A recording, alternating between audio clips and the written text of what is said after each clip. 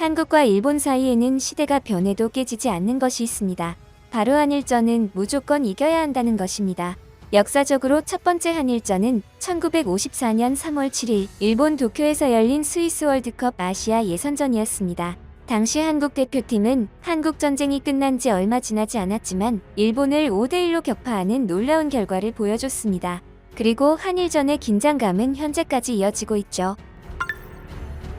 구독과 좋아요 한 번씩 부탁드립니다. 현재 축구 국가대표팀 감독인 벤투 감독도 한일전의 의미 잘 알고 있다고 언급했고 2020 도쿄올림픽 여자 배구 대표팀 감독이었던 나바리니 감독은 처음에는 한일전을 다른 경기와 다를 게 없다고 했지만 한일전은 다른 경기와는 다르며 세상 유일한 경기라고 언급했습니다. 이처럼 한일전이 갖는 의미는 상당합니다. 지금까지의 한일전은 대부분 스포츠 경기에서만 부각됐습니다. 그런데 지금 인터넷에서 한국과 일본은 전쟁을 하고 있습니다. 다름 아닌 독도닷컴이라는 도메인 주소를 차지하려고 한일 네티즌들이 치열한 싸움을 하기 시작한 것입니다. 그런데 한국 입장에서는 한국 땅으로 이러한 싸움을 해야 한다니 안타깝습니다. 현재 인터넷 주소창에 독도닷컴을 입력하면 일본 외무성의 다케시마 소개글로 연결된다는 사실이 뒤늦게 알려지자 한국 네티즌들은 독도의 일본식 표기인 죽도를 활용해 죽도.jp라는 도메인을 한국 외교부 웹사이트로 연결되도록 조치하는 등 맞불을 놓고 있습니다. 앞서 말했듯 지금 인터넷 주소창에 독도닷컴이라고 입력하면 한국 사이트가 아닌 일본 외무성의 다케시마 소개 페이지로 이동하는데 웹사이트 상단에는 일장기와 함께 일본 외무성이라고 적혀 있으며 독도를 일본의 영토라고 안내하고 있습니다. 12개 언어로 소개된 다케시마 영유권에 관한 일본국의 일관된 입장을 보면 일본 외무성은 다케시마는 역사적 사실에 비추어도 또한 국제법상으로도 분명히 일본 고유의 영토라고 주장하고 있습니다. 일본 외무성은 해당 페이지에서 한국에 의한 다케시마 점거는 국제법상 아무런 근거가 없이 행해지는 불법 점거라며 한국이 이런 불법 점거에 따라 다케시마에 대해 실시하는 그 어떤 조치도 법적인 정당성을 갖지 않는다고 했습니다. 또한 이 페이지에는 외무성이 만든 다케시마 홍보물 등도 올라와 있습니다. 일본의 이와 같은 행동은 한국인들의 도발을 하는 것으로밖에 보여지지 않습니다.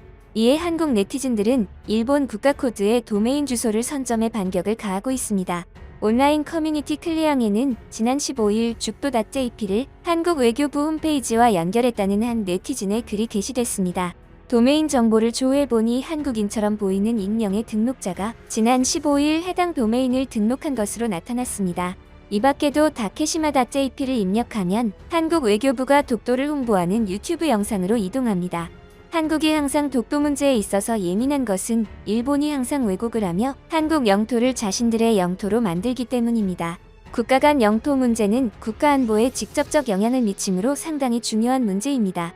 우크라이나 사태 또한 영토 문제로 발생한 것이며 안보가 위협되는 이유를 보면 거의 대부분 영토 분쟁에서 비롯됩니다. 그런데 일본은 아직까지도 자신들의 역사적 잘못을 인정하지 않으며 독도 문제에 있어서도 같은 주장을 반복합니다. 일본의 독도에 대한 억지 주장은 지난 22일에도 계속됐습니다. 지난 22일 일본 외무성은 홈페이지에 외교청서 65호를 게재했습니다. 우선 일본은 한국에 대한 개괄에서 한국은 중요한 이웃 나라라며 유사시 대응을 비롯해 지역 안정을 위해선 한일, 한미일의 연계가 불가결하다고 밝혔습니다. 여기서 중요한 이웃 나라라는 표현은 지난해 스가 요시히데 정권 때와 동일했습니다. 그런데 일본은 독도에 대해서도 변함없는 억지를 부렸습니다.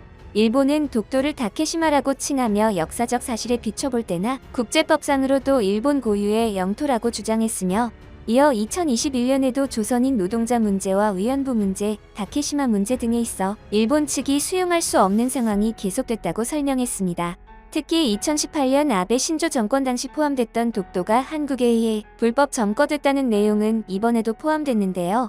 일본은 한국은 경비대를 상주시키는 등 국제법상 아무런 근거 없이 불법 점거해오고 있다며 한국 국회의원의 방문이나 주변에서의 군사훈련, 해양조사 때마다 강하게 항의하고 있다고 설명했습니다.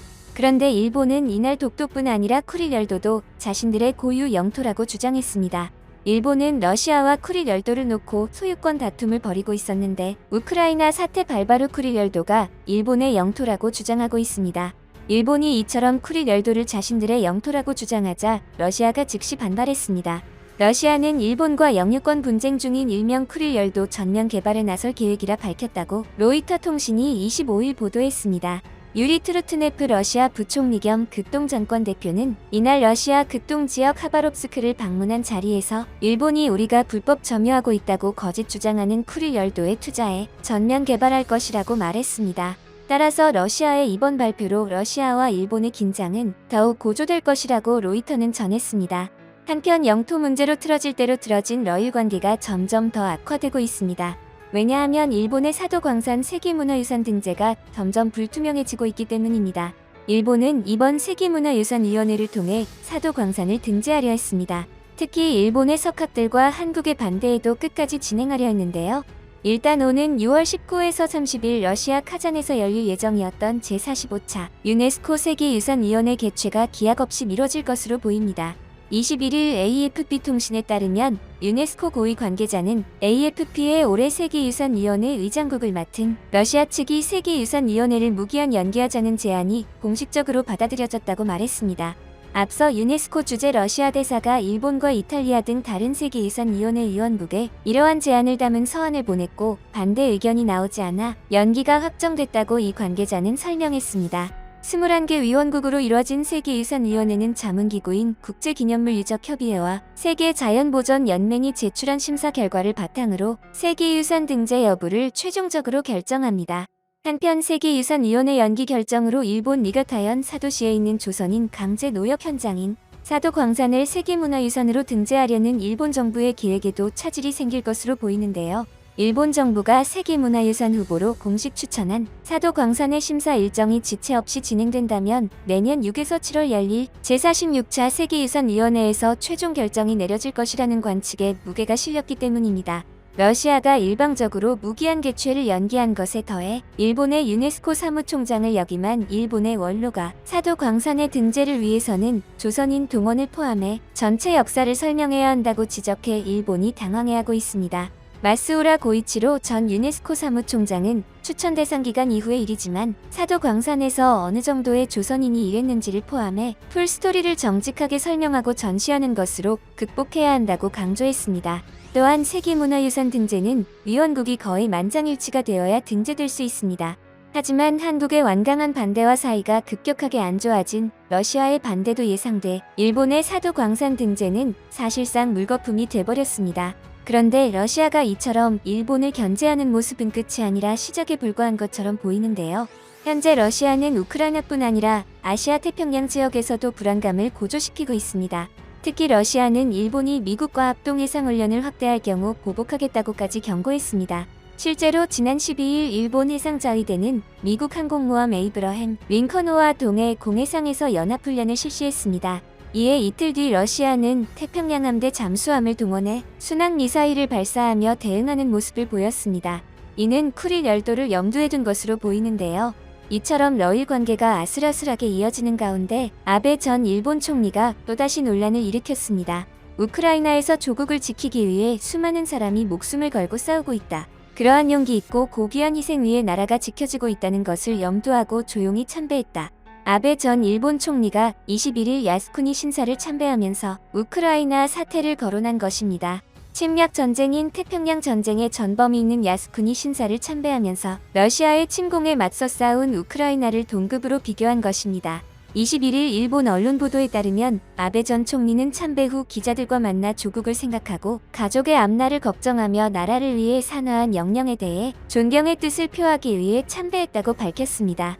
이번 아베의 말로 일본은 다시 세계적인 비난을 받고 있습니다. 그런데 일본은 우크라이나 피란민을 받으면서 어이없는 주장을 해 비난을 사고 있는데요. 바로 피란민이 반려견을 데리고 오면서 일본 내에 광견병을 퍼뜨릴 수 있다는 것입니다. 현재 일본은 개와 함께 입국하려면 광견병 백신을 2회 접종하고 항체가 있다는 내용을 증명하는 서류가 필요하며 이 서류가 없으면 동물 검역소에서 최대 180일간 격리되고 주인은 사료비 등 격리 비용을 부담해야 합니다. 그런데 피란민들은 급하게 대피해왔기 때문에 증명 서류를 갖추지 못해 검역소에 격리됐고 하루에 3,000엔가량의 격리 비용을 낼 처지에 놓였습니다. 하지만 인도주의적 차원에서 피란민을 받는다고 자랑을 해놓고선 이러한 주장을 하는 것은 앞뒤가 맞지 않습니다. 현재 일본은 독도 도메인을 이용해 한국에 도발하고 있으며 러시아와의 관계도 악화일로로 가고 있습니다. 앞으로 국제사회에서 일본의 위치는 과연 어떠한 국면을 맞을까요? 오늘 영상도 시청해주셔서 감사드리며 내일 다시 찾아오겠습니다.